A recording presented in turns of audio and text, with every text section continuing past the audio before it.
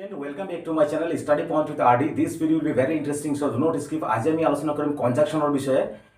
যিবিলাক simple complex আৰু কম্পাউণ্ডত ব্যৱহাৰ হয়। যেতিয়া আমি পঢ়ো সিম্পলৰ পৰা কমপ্লেক্স, কমপ্লেক্সৰ পৰা সিম্পল, সিম্পলৰ পৰা আকৌ কম্পাউণ্ড, আকৌ কমপ্লেক্সৰ পৰা কম্পাউণ্ড, তেনে ক্ষেত্ৰত কি হয়, এইবিলাক কনজাংশন জইন্ট হয়। গতিকে আজি আমি সেই কনজাংশনৰ বিষয়ে আলোচনা কৰিম আৰু পিছত সিম্পলৰ পৰা কমপ্লেক্সত আৰু কমপ্লেক্সৰ পৰা সিম্পল, কম্পাউণ্ডৰ পৰা সিম্পল আৰু কমপ্লেক্সৰ পৰা কম্পাউণ্ড এইকেইটাৰ বিষয়ে আলোচনা কৰিম আৰু এইকেইটাত এই কনজাংশনবোৰ সংযুক্ত হয়। গতিকে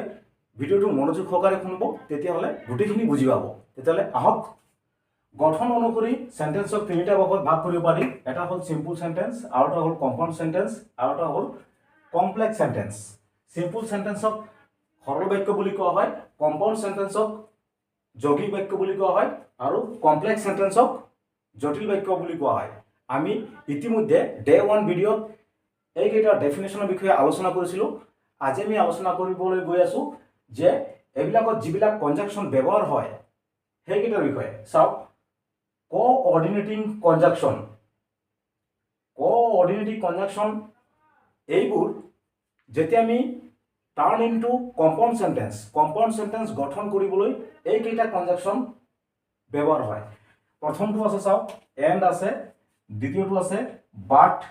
নেক্সট অলছো, নেক্সট আছে নট অনলি বাট অলছো, ইয়াৰ পিছে আছে অলছো, ইয়াৰ পিছে এজ ৱেল এজ, পিছত well, or, for, so, either or, neither nor, only,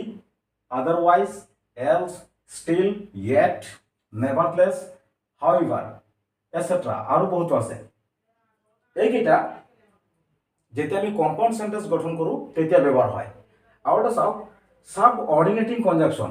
এইকেইটা যেতিয়া আমি কমপ্লেক্স সেন্টেন্স গঠন কৰোঁ, অৰ্থাৎ জটিল বাক্যলৈ যেতিয়া আমি পৰিৱৰ্তন কৰোঁ তেতিয়া তেনে ক্ষেত্ৰত এইকেইটা কনজাংশন ব্যৱহাৰ হয়। If, of, although, because, till, until, since, that, as, before, after, as long as, however, unless, provided, এইকেইটা ব্যৱহাৰ হয়। এতিয়া আমি আলোচনা কৰিম turn into compound sentence. Compound sentence কেনেকৈ গঠন কৰে চাওক।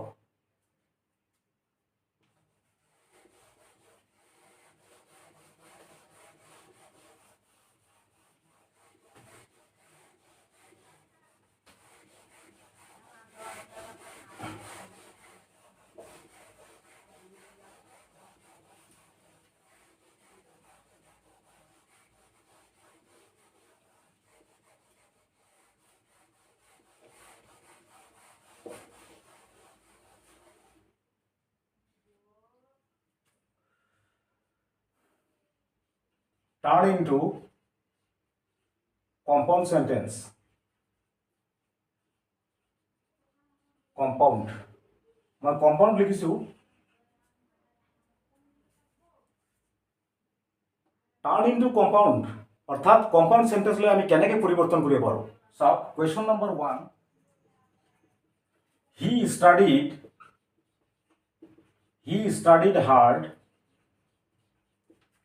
he failed, failed, failed. চাওক কি কৰিবলৈ কৈছে, টাৰ্ন ইনটু কম্পাউণ্ড সেন্টেন্স। আমি এতিয়া কম্পাউণ্ড সেন্টেন্সলৈ পৰিৱৰ্তন কৰিম, অৰ্থাৎ যৌগিক বাক্যলৈ পৰিৱৰ্তন কৰিম। কাৰণ এইবিলাক ক্লাছ 9, 10, 11, 12 ষ্টেণ্ডাৰ্ডত আহিব পাৰে আৰু আহি থাকে। ঠিক আছে, চাওক এটা সাইডত কি কৈছে, হি ষ্টাডিড হাৰ্ড, আৰু এটা সাইডত কি কৈছে, হি ফেইল্ড। এটা সাইডত কৈছে হি ষ্টাডিড হাৰ্ড, তেওঁ হাৰ্ড কঠিনভাৱে পঢ়িছিল, মানে খুব কষ্টকে কঠিনভাৱে পঢ়িছিল, কিন্তু হি ফেইল, তেওঁ ফেইল কৰিছে। এটা সাইডত কঠিনভাৱে পঢ়িছিল, এটা সাইডত হি ফেইল কৰিছে। অৰ্থাৎ এইটো এটা সেন্টেন্সত গঠন কৰিব লাগে, হি ষ্টাডিড হাৰ্ড বাট ফেইল্ড। কনজাংশন জইন কৰিবলৈ কৈছে। মই অলৰেডি বড়ো দেখাইছিলোঁ যে কোঅৰ্ডিনেটিং কনজাংশন আৰু সাব অৰ্ডিনেটিং কনজাংশন। কোঅৰ্ডিনেটিং যিবিলাক কনজাংশন আছে এইবিলাক যেতিয়া আমি কম্পাউণ্ড সেন্টেন্স গঠন কৰোঁ তেতিয়া ব্যৱহাৰ কৰা হয়, আৰু সাব অৰ্ডিনেটিং কনজাংশনবিলাক যেতিয়া আমি কমপ্লেক্স সেন্টেন্স গঠন কৰিবলৈ যাওঁ তেতিয়া সেইকেইটা ব্যৱহাৰ কৰা হয়। ঠিক আছে, তেতিয়াহ'লে এইটো এটা সেন্টেন্সত কি হ'ব চাওক, হি ষ্টাডিড হাৰ্ড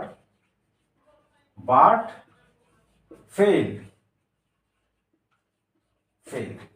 গম পাইছেনে চাওক নেক্সট কুৱেশ্যন হি ইজ পোৰ হি ইজ হেপী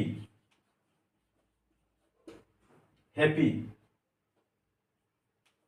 এটা সাইডত কি কৈছে হি ইজ পোৰ তেওঁ দুখীয়া আৰু এটা সাইডত কি কৈছে হি ইজ হেপী তেওঁ দুখীয়া আৰু এটা সাইডত কৈছে তেওঁ সুখী অৰ্থাৎ তেওঁ দুখীয়া কিন্তু সুখী তেতিয়া কেনে কৰিব লাগিব এটা সেন্টেন্সত হি ইজ পোৰ বাট হেপী হেপী গম পাইছেনে নেক্সট কুৱেশ্যনটো চাওক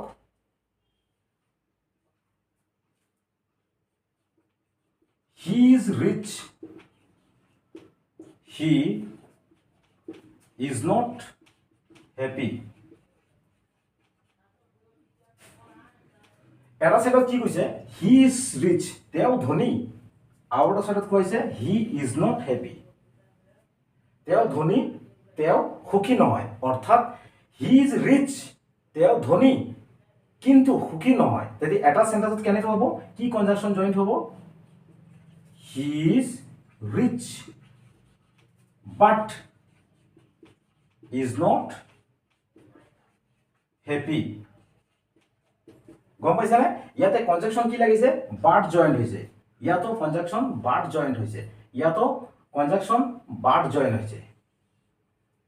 গম পাইছানে নেক্সট কুৱেশ্যনটো চাওক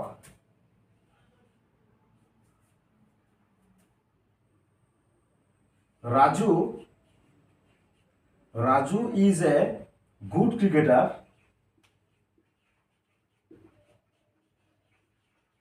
Raju is a good cricketer. Anil is a good cricketer.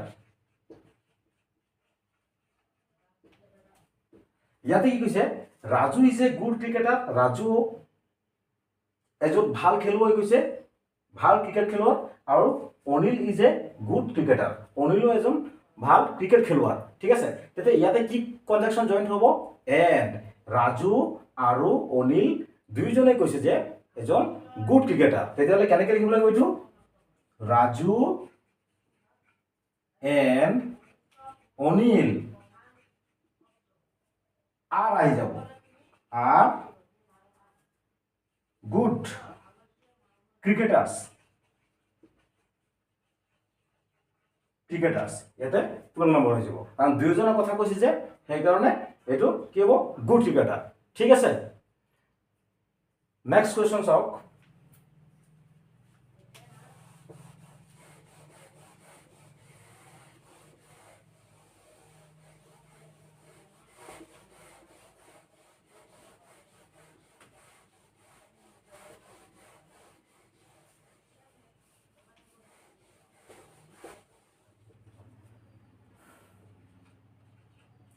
he will go there his brother will go there so এটা সাইডত কি কৈছে he will go there তেওঁ তাত যাব আৰু এটা সাইডত কৈছে his brother will go there তেওঁৰ ভাইটি তাত যাব ঠিক আছে ইয়াত এটা সেন্টেন্স কৰিব লাগে ইয়াত এটা সেন্টেন্স কৰিব লাগে মন কৰিব ইয়াতে আইদাৰৰ ইউজ হ'ব যেতিয়া দুটাৰ মাজত এটাক বুজায় তেতিয়া আইদাৰৰ ব্যৱহাৰ কৰা হয় হয় তেওঁ যাব নহলে তেওঁ ভাইটি যাব ঠিক আছে চাওক either he or his brother will go there next কুৱেশ্যনটো চাওক ইয়াতে কি কৈছে হয় তেওঁ নহলে তেওঁৰ ভাইটি তাত যাব ঠিক আছে দুজনৰ মাজত যদি এজনক বুজায় তেতিয়া আইদাৰৰ ইউজ কৰা হয় চাওক ইয়াতে কম্পাউণ্ড সেন্টেন্সত ব্যৱহাৰ হৈছে আইদাৰৰ মই ইতিমধ্যে অলৰেডি বৰ্ডত লিখিয়ে দিছোঁ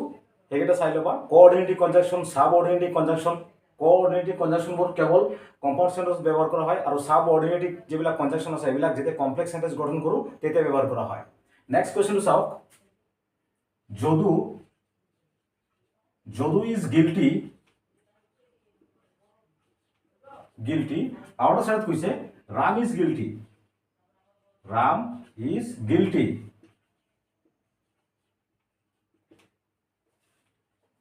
যেতিয়া দুটাৰ মাজত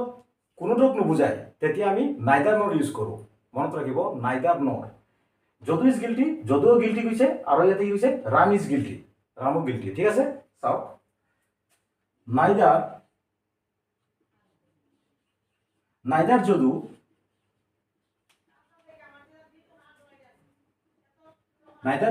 nor Ram is guilty. Neither Jodu nor Ram ইয়াতে neither nor ইউজ হৈছে ঠিক আছে neither Jodu nor Ram is guilty মানে দুইটাৰ মাজত কোনোটো গিল্টি নহয় দোষী নহয় ঠিক আছে তেতিয়া আমি neither nor ইউজ কৰোঁ যেতিয়া দুটাৰ মাজত এটাক বুজায় তেতিয়াহ'লে আইদাৰৰ ইউজ কৰিব লাগে ঠিক আছে নেক্সট কোৱেশ্চনটো চাওক হি ইজ টল আৰু এটা চাইডত কৈছে হি ইজ ষ্ট্ৰং এটা চাইডত কৈছে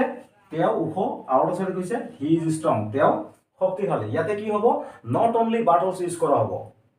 মন কৰিব তেওঁ কেৱল ওখই নহয় ষ্ট্ৰঙো শক্তিশালীও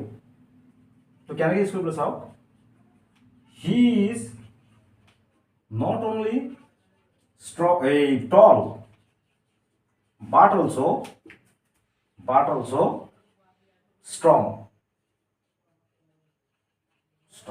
গম পাইছে নে ইয়াতে not only আৰু but also ব্যৱহাৰ হৈছে তেওঁ কেৱল ওখই নহয় ষ্ট্ৰঙো হয় শক্তিশালীও হয় গম পাইছে নে নেক্সট কোৱেশ্চনটো চাওক some people love my speech or what is it some people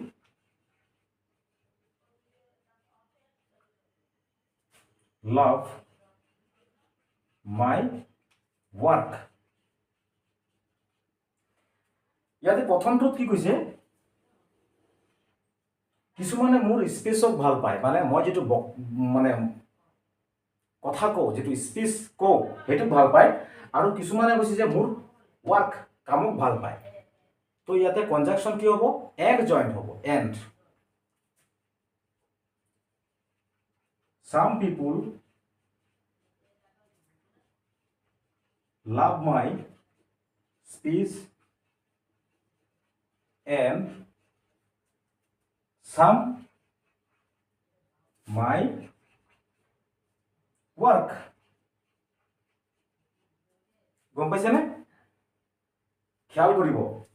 এগেটা class 9 10 স্ট্যান্ডাৰ্ডত আহি থাকে আৰু এক্সামত আহি থাকে নেক্সট চাওক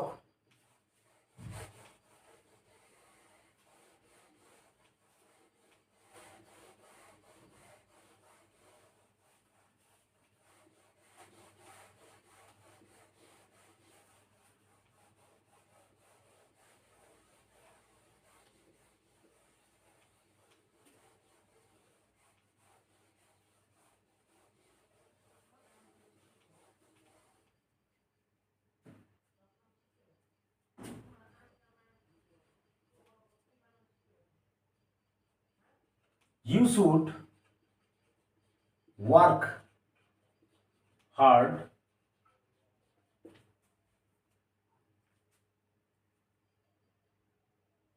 should work hard you will fail ইয়াতে কি কৈছে you should work hard তুমি কঠিন পৰিশ্ৰম কৰা should work hard আৰু কৈছে you will fail গম পাইছে নে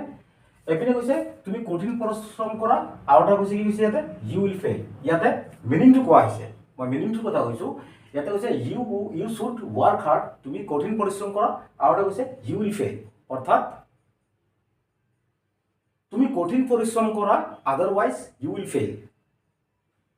তুমি কঠিন পৰিশ্ৰম কৰা নহলে কি হ'ব তুমি ফেল কৰিবা ঠিক আছে you should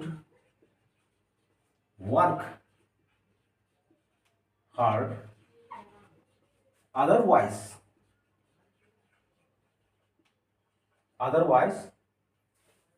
you will fail. গম পাইছে না কি কৈছে ইয়াতে তুমি কঠিন পৰিশ্ৰম কৰা নহলে তুমি ফেল কৰিবা ইয়াতে কনজাংশন কি লাগিছে otherwise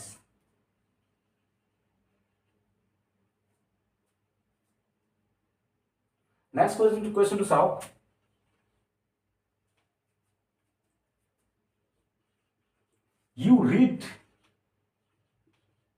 you read hard you will fail ইয়াতে কি কৈছে you read hard তুমি কঠিন ভাবে পঢ়া মানে কঠিন পৰিশ্ৰমেৰে পঢ়া পঢ়িবলৈ কৈছে আৰু এটা সাইডত কি কৈছে you will fail তুমি কঠিন পৰিশ্ৰমে পঢ়া নহলে তুমি ফেল কৰিবা গম পাইছে না ইয়াতো otherwise ইউজ হ'ব you read hard otherwise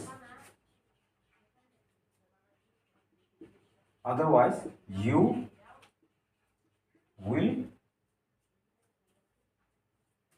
fail গম পাইছে না থ্যাংক ইউ ভিডিওটি যদি ভাল পোৱা লাইক কমেন্ট আৰু শেয়াৰ কৰিব আৰু চেনেলটো সাবস্ক্ৰাইব কৰি দিব